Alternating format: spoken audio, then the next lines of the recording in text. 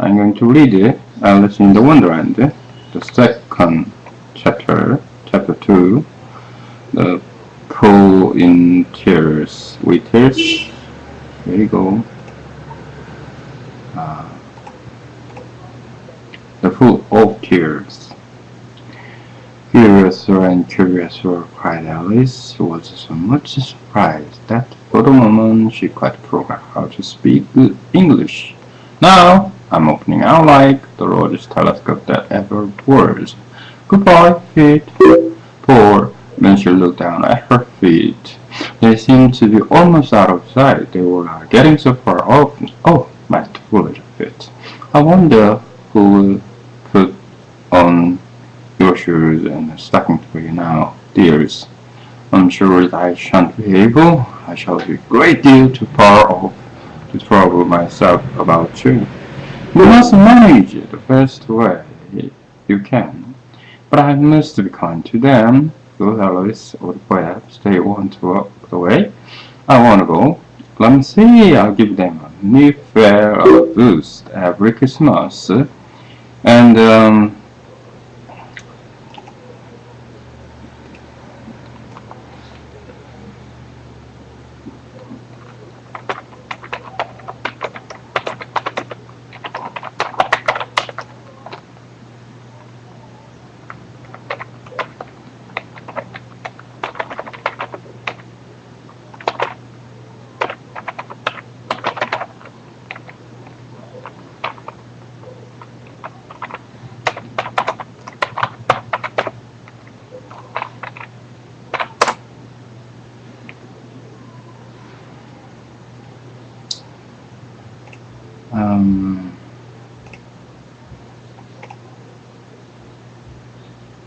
I'll give them a new pair of boots every Christmas. And she went on planning to herself how she would manage it. We must go by the carriers, he thought, and how funny it would seem, sending the present to one's own feet, and how odd the directions would look. Alice's right foot, SQ, had heard through near the fender with Alice's love. Oh dear, what nonsense I'm talking. Then her head struck against the roof of the hall. In fact, she was now more than 9 feet high, and she at once took off the little golden key and hurried off to the garden door. Poor Alice! It was as much as she could do, so lying down on her side, to look through the garden with one eye. But to get through was more hopeless than ever. She sat down and began to cry again. You ought to be ashamed of yourself, said Alice. A great girl like you, she might well say this. You go on crying this way. Stop this moment, I tell you. But she went on all the same, shedding gallons of tears, and there was a large pool around her and about 4 inches deep, and reaching half down the hole. Every time that she heard a little pattering of feet in distance, and she hastily dried her eyes to see what was coming. It was the wild Iris returning in splendorous dresses, with a pair of the white kid gloves in one hand and a large fan in the other. He came trotting along in a great hurry, muttering to himself as he came. Oh, the Duchess, I want to be such if I've kept her waiting. Alice felt so desperate that she was ready to ask help of anyone, so when the rabbit came near her, she began in a low, timid voice. If you please, sir. The rabbit started bound to drop the white kid glove, the fan, and scurried away into darkness at her as he could go. Alice took up the fan and glove, and the hole was very hot. She kept fanning herself all the time. She went on talking. Dear, how curious and everything is today. Yesterday thing went on just as usual. I wonder if I've been chatting in a knot. Let me think, it was the same as when I got hopped this morning.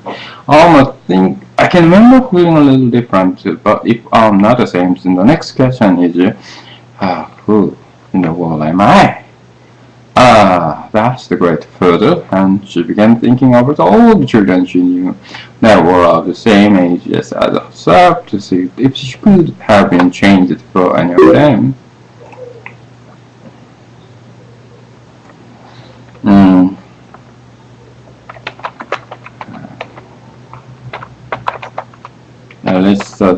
sure.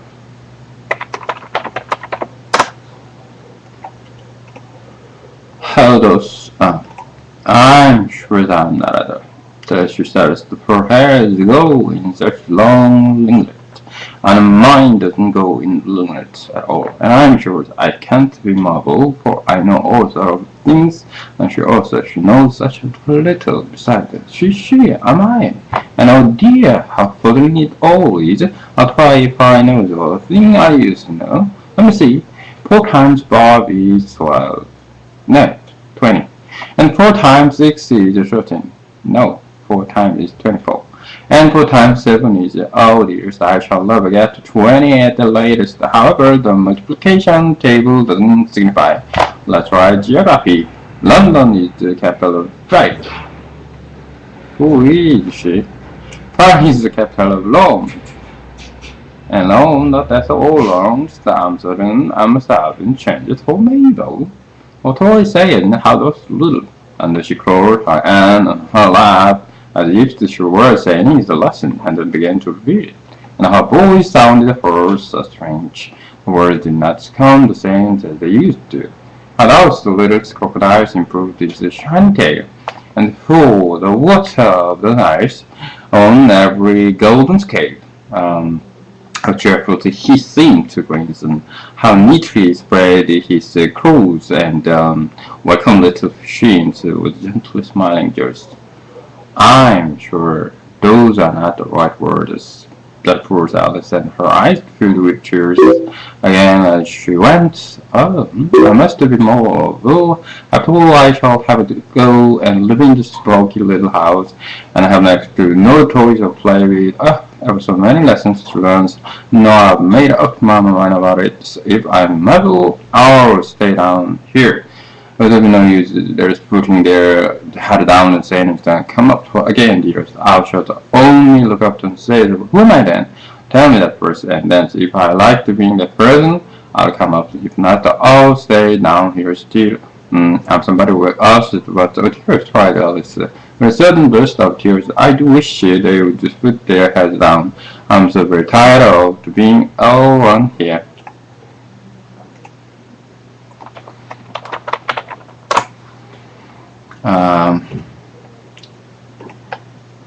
As she sat at the dish, she looked down at her hand and was surprised to see that she had put on one of the liveliest little white kid gloves while she was talking. And how can I have done that? She thought. I must be growing small again. She got up and went to the table to measure herself by it, and then found that, as near as she could guess, she was now about 2 feet high, and was going on shrinking rapidly. She soon found out, and the cause of this was the fan she was holding, and she dropped it hastily, just in time to avoid it shrinking away altogether. That was a narrow escape, said Alice. I could do frightened at the sudden change, but with great brightness in existence. And now step for the garden, and she ran with his old speed back to the little door. But alas, the little door was shut again, and the little golden key was lying on the glass table as before, and things were worse than ever, thought the poor child. The surprise never was small as this person ever, and I declare it's too bad, and that is. And she said these words, her foot slipped, and in another moment splash, she was up to her chin in salt water. Her first idea was that she had some falling to sea, and in the case I can go back well away. She set herself outside into the seaside once in her life, and had come to the general conclusion that wherever you go to the English coast, you find a number of the bathing machines in the sea, some children digging in the sand with the wooden spade, then a lower lodging house, and behind them the railway station. However, she soon made out that she was in a pool of tears when she had wept when she was 9 feet high. I wish I hadn't cried so much, said Alice, as she swam about trying to find her way out. I shall be punished for it now. I suppose by being drowned in my own tears that would be cured things, to be sure. Although everything is cured today. Just then she heard something rushing about in the pool a little way up, and then she swam near to make out. Where it was? At first I thought it must be a walrus, hippopotamus. But then She remembered how small she was now, and she made out, and it was only his mouth that had slipped in like herself. Would it be of any use now? Thought Alice to speak to his mouth. Everything is so out of the way down here that I should think that I can talk. At any rate, there is no harm in trying. So she began on Mouse, and do you know the way out of this pool? I'm tired of swimming about here now. Oh, Alice thought this must be the right way of speaking to a mouse. She had never done such a thing before, but she remembered having seen in her brother's Latin grammar, a mouse, or a mouse, to a mouse, a mouse, a mouse. And the mouse looked at her rather inquisitively, seemed to her to wink with one of his little eyes, but it said nothing. Probably it doesn't understand English, thought Alice. What they say, says a French mouse has come over with William the Conqueror. But her knowledge of Sheriff Alice had no very clear notion how long ago anything had happened, and so she began again. We are not shut, which was the first sentence in the French lesson book. Why am I shut? The mouse gave a sort of leap out of the water and seemed to quiver all over with flight. I beg your pardon, cried Alice, as reached afraid that she had hurt the poor animal's feeling. I quite forgot you didn't like cats. Not like cats, cried the mouse, in shrill and passionate voice. Would you like a cat if you were me? Well, perhaps not, said Alice in a soothing tone. Don't be angry about it. And yet I wish I could show you our cat dinner. I think you take offense to cats. If you could only see her, she's such a dear. Quite interested went on and hopped to herself.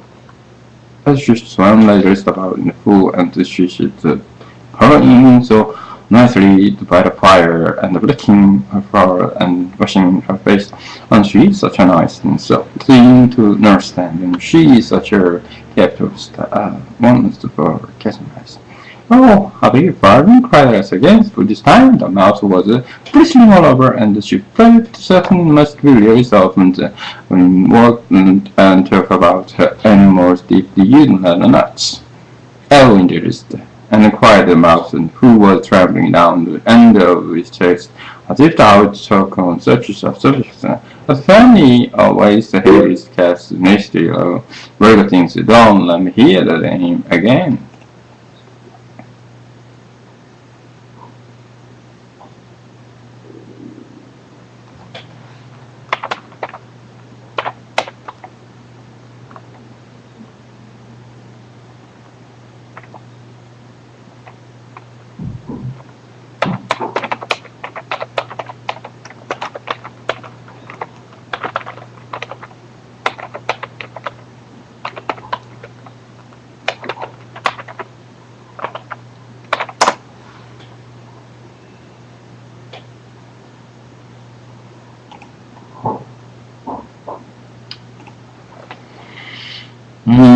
When dearest, said Alice in a great hurry to change the subject of conversation. Are you fond of dogs?